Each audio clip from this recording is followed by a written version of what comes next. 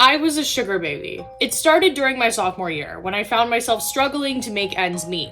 Tuition, rent, groceries, it all added up. I tried working regular jobs, but the hours were grueling and barely made a dent in my bills. One night, a friend jokingly mentioned how some girls had sugar daddies who showered them with money and gifts. I laughed it off at first, but curiosity got the better of me. I signed up for a sugar baby app and carefully created my profile. It was nothing explicit, just a photo of me in a nice dress, smiling, and a description that said I was looking for mentorship. I quickly realized how lucrative this world could be. The men were varied. Some were middle-aged professionals looking for companionship. Others were wealthier and more eccentric, wanting a beautiful young woman by their side at social events. They weren't just handing out money, though. Each arrangement came with its own rules and expectations. One sugar daddy wanted weekly dinner dates where I had to dress in designer clothes. Another wanted me to accompany him on business trips, covering everything from plane tickets to special treatments. One in particular was more transactional. He deposited money into my account every month in exchange for spending a couple hours talking over coffee once a week. They all had one thing in common: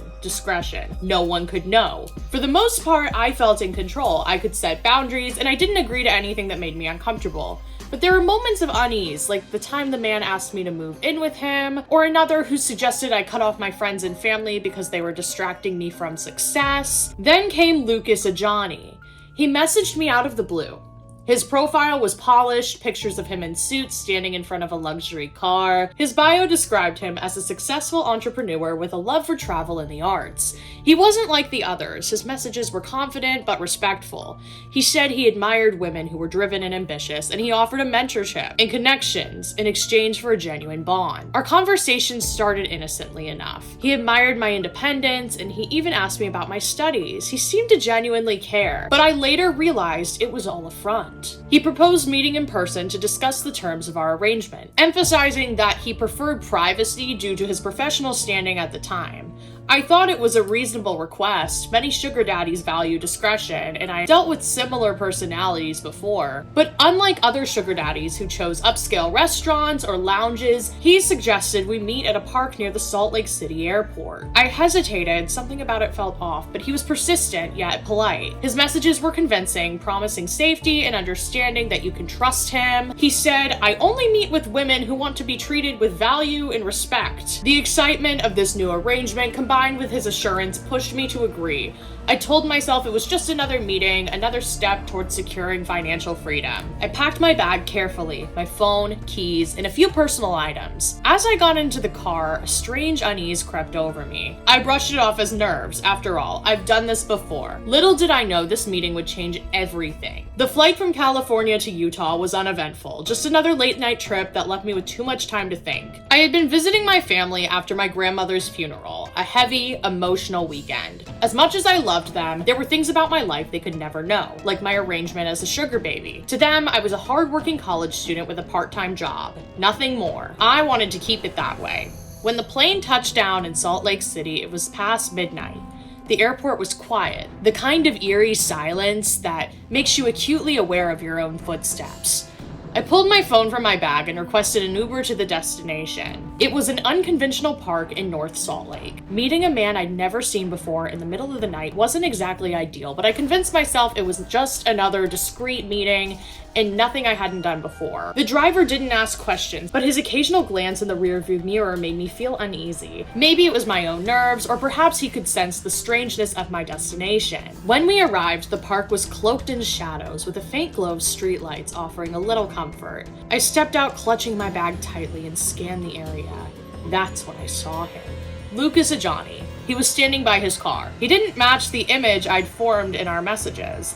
He was larger, more imposing, with an air of detachment that set me on edge. His expression was unreadable, neither welcoming nor hostile. His gaze seemed to weigh heavy on me. "Mallory," he voiced, almost too calm. It was like he was trying to mask something beneath it. "Yes," I replied, my voice steadier than I felt.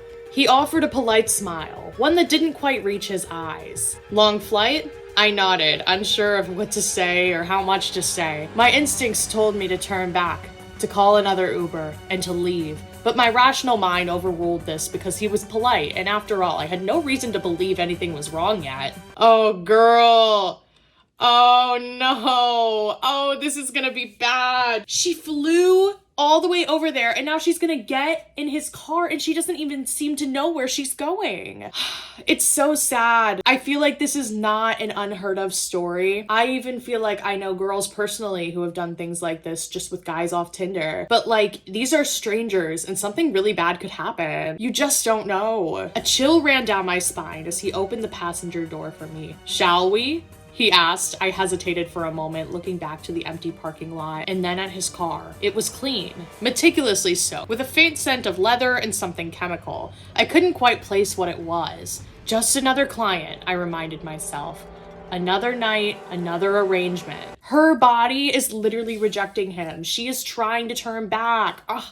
This is so sad. I climbed into the car, forcing a smile as he shut the door behind me. The locks clicked. As the car pulled away, I tried to focus on the road ahead, ignoring the growing unease twisting in my stomach. The pride was suffocating. The faint hum of the car engine did little to mask the tension building in the enclosed space. Ajani started peppering me with questions that felt too personal, like where I grew up, who I lived with, whether my family knew where I was tonight. Oh my gosh, girl. I hope you said that they did. I hope you also told them that your location's on, your friends know his name.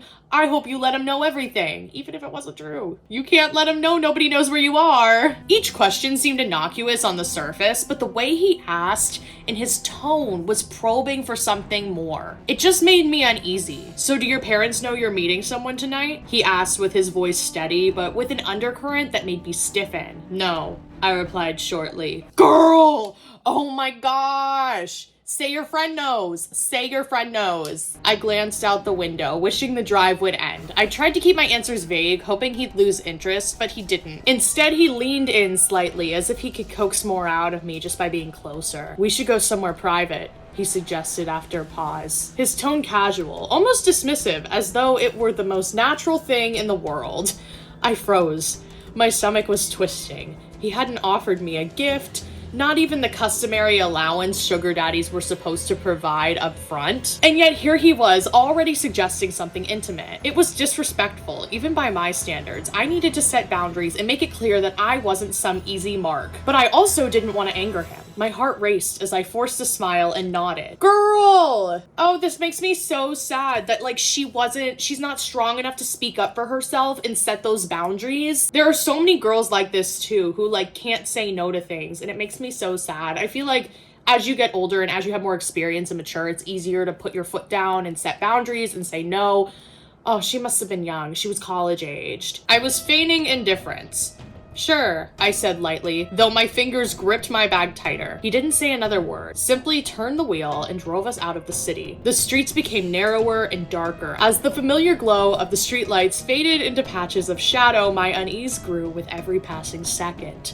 This wasn't the kind of man I usually dealt with. His demeanor was too cold, too controlled, but I reminded myself of why I was here. I told myself to keep my composure and play along until I could safely leave. The car slowed in front of a small, unassuming house on the edge of a street. It looked nothing like what I'd imagine a place for someone who claimed to be successful. The yard was overgrown. Weeds were creeping along the cracked driveway. The house itself was dark with peeling paint and a sagging porch. There were no lights on the inside, no sign of life, just an eerie, almost abandoned quality. This is me, Ajani said, stepping out and motioning me to follow. I hesitated, my instincts screaming at me to stay in the car, to make an excuse to leave, but his gaze lingered, and it lingered sharply and expectantly. I swallowed my unease and I got out, my legs feeling heavier with every step towards the house. Inside, the air was stale, the faint smell of mildew clinging the walls. This man does not have money, or this is not his house. He is going to kill her.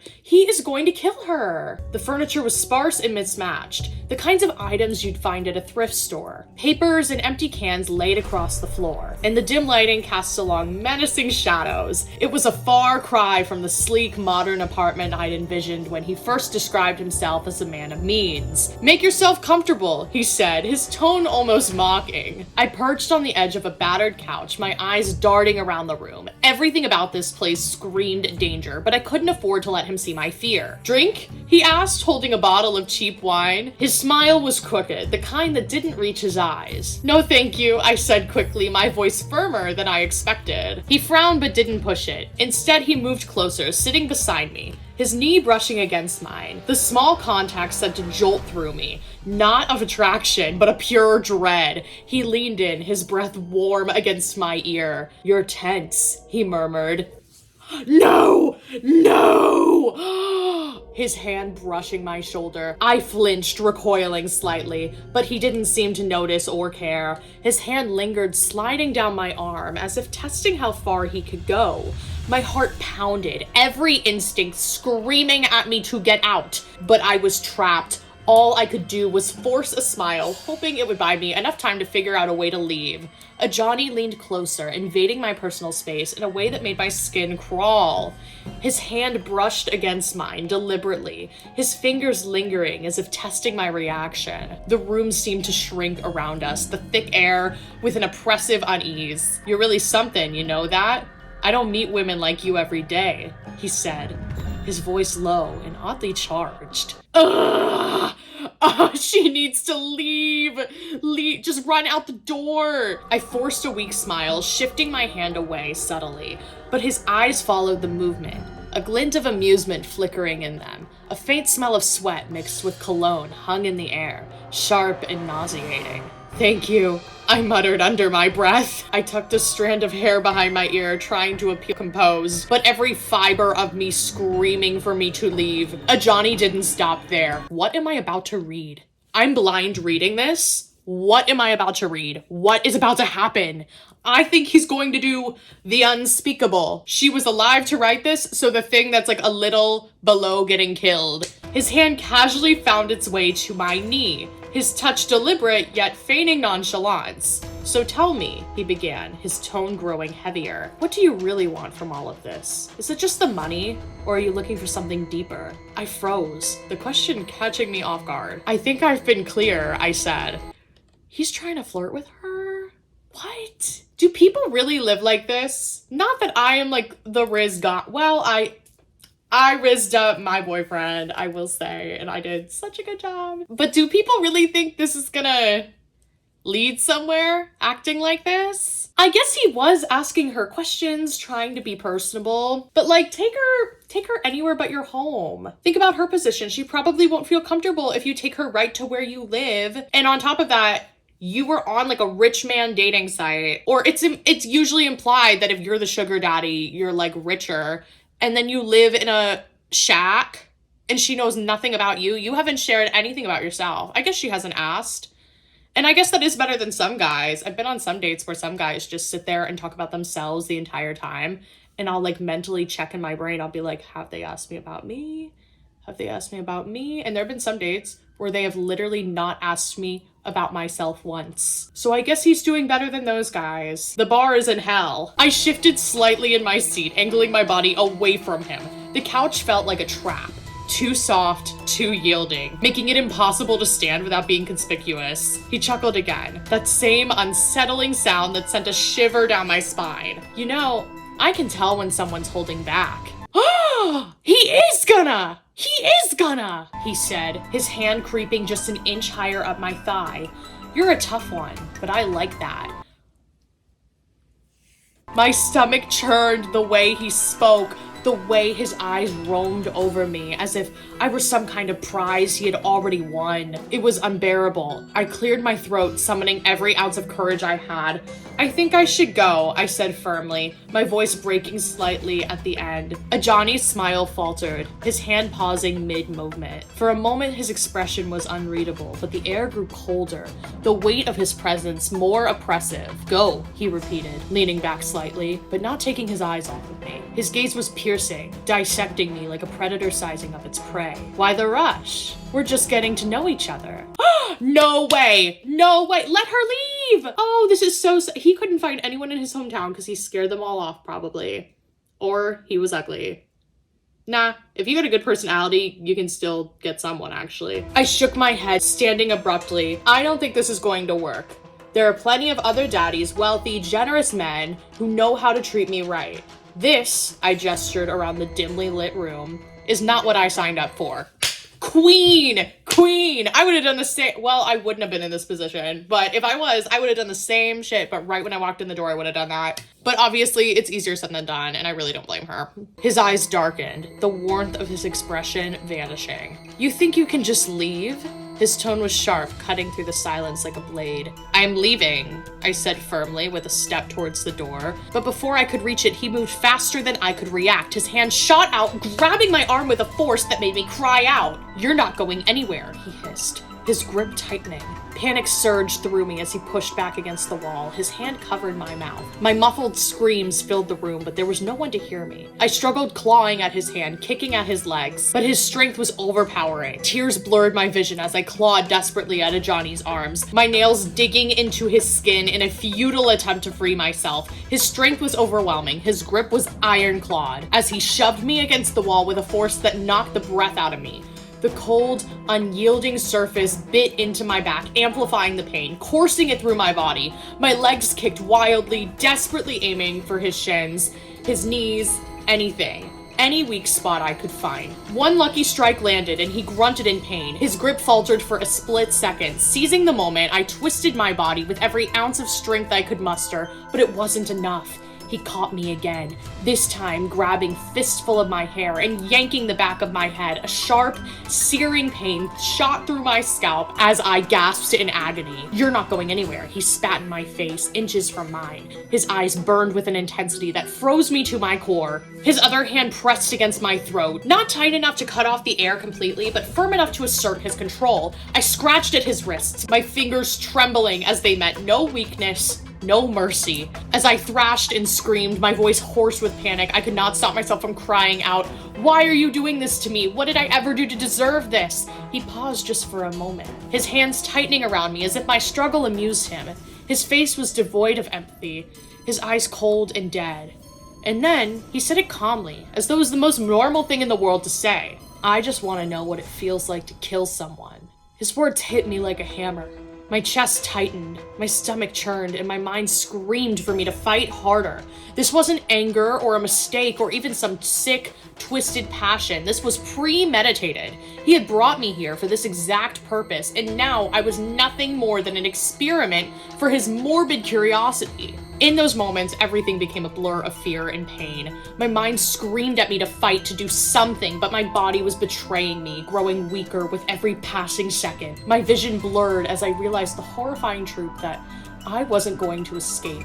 The last coherent thought that crossed my mind before the darkness consumed me was filled with regret and despair. I thought I was in control. I thought I could handle this, but I was wrong. I was so terribly, terribly wrong. And the extremely scary, unsettling part of that story is it is a true story. It is a real case. And it happened in June 2019. It's about a girl named Mackenzie Lueck, and she's a 23-year-old University of Utah student who vanished after meeting Ayoola Ajayi. And later they would find out that this man is a serial predator. And just like the story, she had flown back to Salt Lake City from meeting her family and arranged to meet him in a park. And very, very unfortunately, she did not survive this encounter. The police discovered her remains in the backyard of his home. And investigators revealed that he had meticulously planned the crime, and when he was questioned about his motive, he coldly said that he just wanted to see what it was like to kill someone. And the details of his crime and the methods he used to end her remain undisclosed because apparently they were so horrific that they didn't want to disclose it to the public. But in 2020, he was arrested and he was tried and sentenced to life in prison without parole. So he is not getting out. Don't you worry. Just because you meet someone online does not mean they are trustworthy. And please be so careful. If you use these sites, you need to use them with extra precaution. I don't use them, so I can't tell you exactly how to be extremely safe about it, but I'm sure there are girls online who have posted really informational things about how to keep things safe and make sure they are who they say they are, and always be in a public space when you're meeting someone new, especially someone from the internet that you don't know, and someone who would have intentions other than like being your friend. Even your friends, yeah, what am I saying? But you know, like on a date or on like a sugar daddy thing, like they have like sexual intentions, they want to do something with your body. So I feel like maybe even more in those situations you should be careful. But it's so tragic what happened to this girl. Ugh. And that story that I like blind reacted to was written by my untold story. But if you enjoyed this video, please interact so I know and I can make more content like this. Right now I'm in like a trial period for my YouTube. I'm just trying to figure out what kinds of videos I want to make reoccurring videos. My Instagram is grace.mitcherlich if you want to give it a follow and see what I'm doing in my personal life. But yeah guys, thank you for watching. Stay spooky.